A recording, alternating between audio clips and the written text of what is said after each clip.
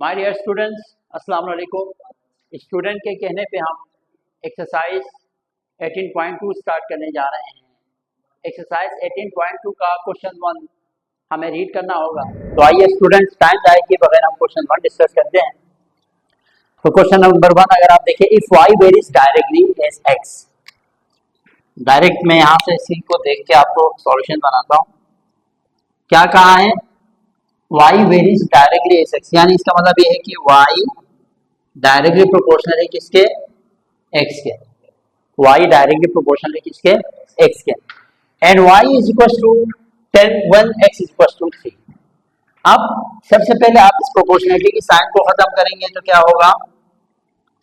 कोई ना कोई कांस्टेंट आएगा। कांस्टेंट के तौर पर हम यहाँ क्या लिखते हैं? कांस्टेंट के तौर पर x के। ठीक है, तो ये हमारे पास एक रिलेशन बन गया। ये हमारे पास फर्स्ट रिलेशन बन गया। इसको आप इक्वेशन 1 नाम देके रखिए। पहली बात समझ में आ गई।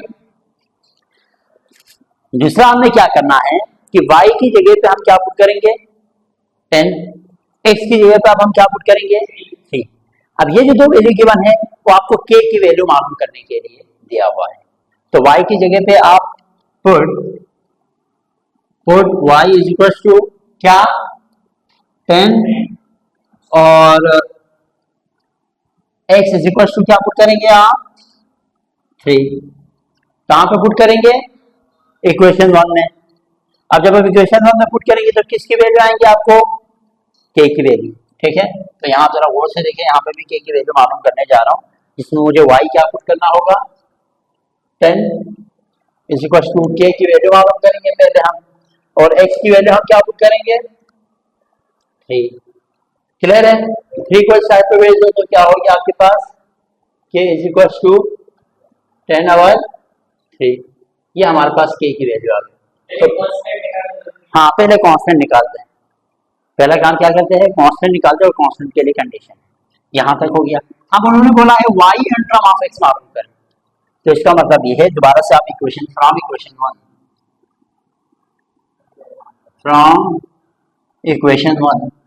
1 से अगर आप देखेंगे ना तो y इज इक्वल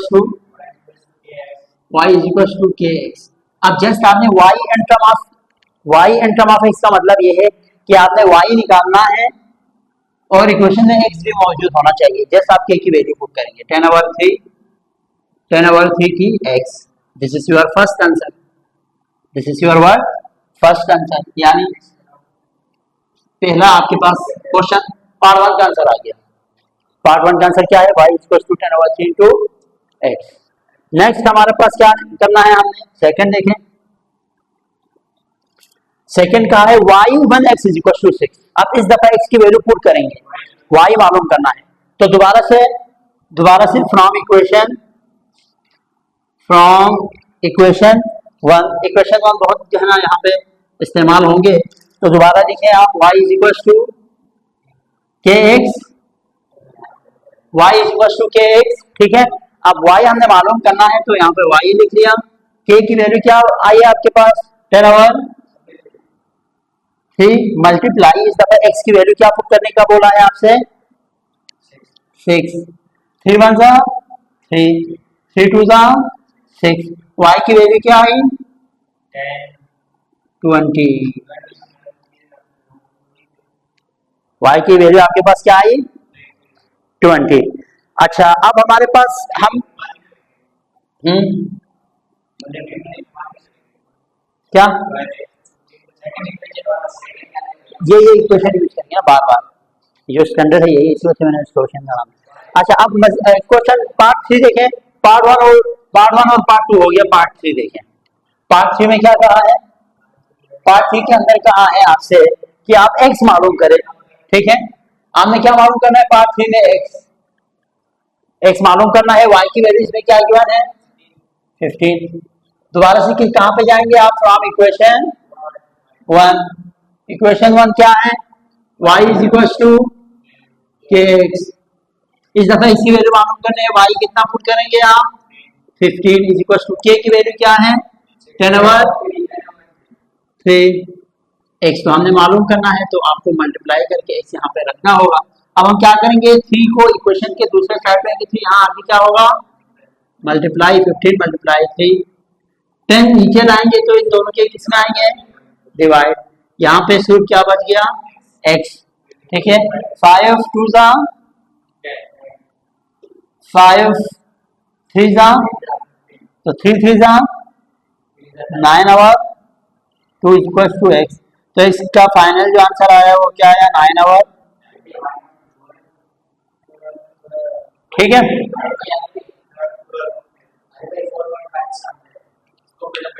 4.5। तो अब इसको डिवाइड करेंगे तो 4.5 आएगा। आप यहाँ पे रख सकते हैं, इन दोनों को डिवाइड करेंगे ना तो 4.5। अगर बुक में 4.5 आंसर है ना तो आप भी इसको डिवाइड करें। देखो डिवाइड कैसे करेंगे, 9 को आपने इस तरह डिवाइड करना है। देखो 2 कितना सा 8, 2 4 सा 8, क्या बचा 1, पॉइंट बढ़ाओ 1, 0 आपने लगाया यहाँ पे। 2 कितना था 2 5 सा 10, कुछ बचा नहीं। बुक में इस फॉर्म में होगा क्योंकि फ्रैक्शन में इसमें ना डेसिमल पॉइंट में नहीं लिखा होगा। ठीक है, तो this is your final answer. या अगर आपके पास बुक में 4.5 है तो मसला नहीं। ठीक है, तो this is your perfect answer. इस तरह क्वेश्चन 1 हमने डिस्कस किया। अब आते हैं क्वेश्चन 2 की तरफ। जी my dear students, question number 2 discuss कर रहे हैं 18.2 के। क्वेश्चन नंबर 2 अगर आप देखें 18.2 के क्लास मैट्रिक्स से, इफ वॉल्यूम डायरेक्टली प्रोपोर्शनल है टेम्परेचर, ठीक है, और v आपके पास 15 है, टेम्परेचर इस वक्त 24 है। ठीक है, तो फाइन आपने क्या करना है, सबसे पहले एक इक्वेशन बनानी है जिसमें v और t मौजूद है। ठीक है, अच्छा ये जो वैल्यू गिवन है आपके पास वो कांस्टेंट को मालूम करने के लिए दिया हुआ होता है। ठीक है कि नहीं, कि कांस्टेंट को कैसे मालूम करेंगे। कांस्टेंट को मालूम करने से पहले हम ये इक्वेशन बना सकते हैं, या आप कांस्टेंट की वैल्यू पुट करके जो है ना ये बना सकते हैं। अभी मैं आपको बताऊंगा कि कैसे बनाएंगे इक्वेशन। दूसरा, आपने v मालूम करना है जब आपके पास t कितना हो, 30 हो। ठीक है, और तीसरा आपने क्या मालूम करना है, t जब आपके पास v क्या हो, 10 हो। तो स्टार्ट करते हैं हम। सबसे पहले हम क्या करेंगे, कंडीशन को पूरा करेंगे। इसका सॉल्यूशन देखें आप, उन्होंने क्या बोला है, इफ v डायरेक्टली प्रोपोर्शनल की v डायरेक्टली प्रोपोर्शनल t। ठीक है कि नहीं। अच्छा, अब उन्होंने पहला वाला हमारे पास यही बन सकते हैं, पता है कैसे, क्योंकि हमने एक इक्वेशन बनानी है जो कनेक्ट कर रहा हो v और t को। ठीक है कि नहीं। अब जरा मुझे जरा बुक में देखें, इसमें वैल्यू पुट किया हुआ है कि या ऐसे डायरेक्ट उन्होंने इक्वेशन बनाई हुई है, बस यही है ना। बुक के अंदर अगर आप देखिए equation connecting part 1, answer book में आंसर चेक करें आप, वैल्यूज पुट किया हुआ है के की, या वैल्यूज के बगैर उन्होंने इक्वेशन बनाई हुई है, बस ये चेक करना। वैल्यूज अगर डाली हुई है तो देखिए जरा आपका आंसर चेक करें। हम वैल्यूज डालेंगे के की, ठीक है। अगर वैल्यूज नहीं डाली हुई, हाँ 18.2 पार्ट 1,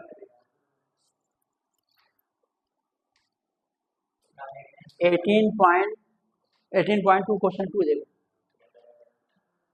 अच्छा, इसमें पार्ट 1 के की वैल्यू इसमें पुट है या नहीं है, ये बता।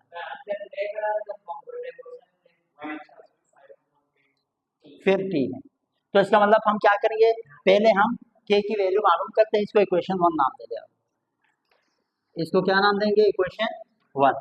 अब हम क्या मालूम करने जाते हैं, के कैसे मालूम करेंगे, v की जगह पे क्या पुट करेंगे आप, 15 इज इक्वल टू के, t की जगह पे क्या मालूम करेंगे आप, ठीक है। तो k की वैल्यू हमारे पास क्या आएंगे, जरा गौर से देखिएगा, 24 15 के नीचे आएगा,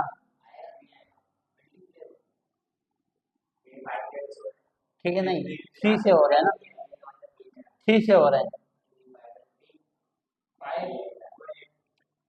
3 8 जा, तो k की वैल्यू क्या आएगी बेटा, 5/8। आप ये वैल्यू आपके आपने याद रखें। अब पार्ट 1 हम जो है ना, इसका पार्ट 1 का सॉल्यूशन किस तरह बनेगा, इक्वेशन कनेक्टिंग भी है। पार्ट 1 का आंसर देखिए आप, पार्ट 1 किसके साथ, यहाँ पे t क्यों आएगा, अभी हम वो करने जा रहे हैं ना, वो तो करेंगे, पहले के की वैल्यू मालूम किया है। अभी मैंने के मालूम किया, अभी मैं देखो पार्ट 1 निकालने जा रहे हैं, पार्ट 1 का आंसर होगा, ठीक है। आप पहला क्या आंसर क्या होगा हमारे पास? पहले का आंसर इक्वेशन एक बनानी है आपने, ठीक है। इक्वेशन कनेक्टिंग वी है, कनेक्टिंग वी एंड टी। अब देखो कैसे बनाएंगे equation connecting v and t. भाई ये आप ले लें v इज इक्वल टू, ये भी from equation one, from equation one हमारे पास क्या है? v is equal to k T, है कि नहीं। अब हमने k की वैल्यू पुट करना है, k की वैल्यू क्या है? 5/8, और यहाँ पे क्या आएगा? t। तो this is our first answer, जिसमें हमने एक इक्वेशन बनाई, ठीक है, और इक्वेशन के अंदर v भी नजर आ रहे हैं, t भी नजर आ रहे हैं। इस वजह से कहा है कि equation connecting v and t। Next क्या है हमारे पास? नेक्स्ट जो आंसर है वो हमारे पास किस तरह आएगा? हमने v मालूम करने हैं। अगर हमारे पास t की वैल्यू क्या हो? t की वैल्यू क्या हो? t की वैल्यू हो हमारे पास 30। अब यहाँ पे दोबारा कहाँ से करेंगे? ये from equation one, from equation one. क्या है equation one? v is equal to k t. क्या मालूम करना है? v मालूम करना है। k की वैल्यू क्या है? 5/8। t की वैल्यू क्या गिवन है? 30, ठीक है। 2 4 था 8, 2 15, ठीक है। अच्छा v इज इक्वल टू, अब आप इन दोनों को जरा वो करें, मल्टीप्लाई 15 और 5 को 75/4, ठीक है। बस नहीं कट रहा ना, तो यही आपके पास क्या होगा? इसका आंसर होगा, ठीक है। अच्छा पार्ट 3 अगर आप देखें तो हम यही करेंगे। पार्ट 3 में हमने क्या मालूम करना है? पार्ट 3 में हमने टी मालूम करना है, और हमारे पास v क्या है? 10 है ना। अच्छा from equation one, from equation one क्या है? v is equal to k T. v की वैल्यू क्या पुट करेंगे? 10 इज इक्वल टू k की वैल्यू क्या पुट करेंगे? 5/8, और t हमने इस दफा मालूम करना है। t इस दफा हमने क्या करना है? मालूम करना है। 8 को इस साइड पे लेके आएंगे तो क्या होगा? 8 10 के साथ मल्टीप्लाई, 5 को नीचे लेके आएंगे, यहाँ पे आएगा equal to t, equal to t. तो यहाँ पे कोई कट रहा है? नहीं कट रहा। तो 10 8 था 80/5, वैसे यहाँ काट सकते हैं, 5 तो 5 2 था, ठीक है। तो आप इस तरह करें, यहाँ से ही काट दें, आसानी होगी, ताकि जगह भी बढ़ जाएगा। 5 1 था 5 कितना था? 10, 5 2 था 10। तो टी की वैल्यू क्या है ओवरऑल? 8 2 था 16। तो यही आपके पास क्या है? परफेक्ट आंसर है। तो इस तरीके से क्वेश्चन नंबर 2 भी हमने डिस्कस किया, जिसमें हमने पहला एक इक्वेशन बनाई कनेक्टिंग वी एंड टी, जिसमें वी भी मौजूद है, टी भी मौजूद है। पहला काम आप लोगों ने के की वैल्यू मालूम करना है। के की वैल्यू मालूम करने के लिए ये रिलेशन लेना होगा और प्रोपोर्शनलिटी साइन को खत्म करना होगा। तो यहाँ पे के आएंगे, ठीक है। फिर के की वैल्यू मालूम करने के लिए पहला ही उन्होंने टी और वी की वैल्यू वहाँ पे आपको गिवन होता है। तो टी और वी की वैल्यू इसमें पुट करके आपने के की वैल्यू मालूम करनी। जैसे ही के की वैल्यू आई, अब इनकी बारी। पहला आपने क्या किया? Equation connecting v and t. Equation connecting v and t के लिए वी और टी के साथ कोई छड़वाने नहीं की, कोई वैल्यू पुट नहीं किया, जस्ट के की वैल्यू पुट कर दी, इक्वेशन वन का इस्तेमाल किया। यानी आपने प्रोपोर्शनलिटी खत्म करने के बाद ना आपके पास जो इक्वेशन आएगी वो इक्वेशन वन होगा हमेशा, ठीक है। और ये इक्वेशन वन के बहुत ज़्यादा इस्तेमाल होंगे।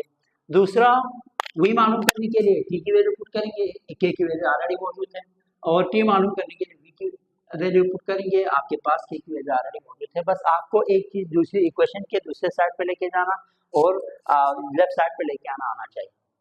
तो ये है हमारा इसका खुलासा। क्लियर है बात?